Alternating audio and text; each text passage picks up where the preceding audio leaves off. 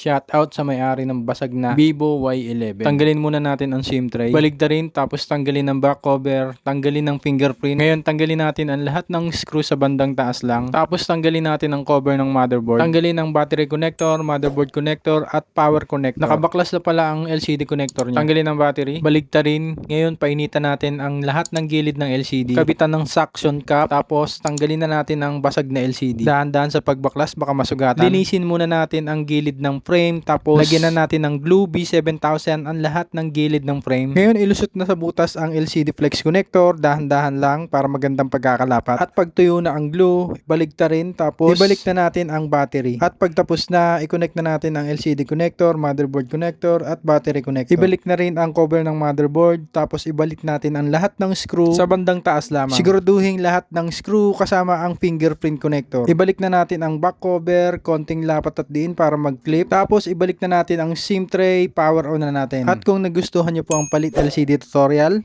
don't forget to like, share, and subscribe po!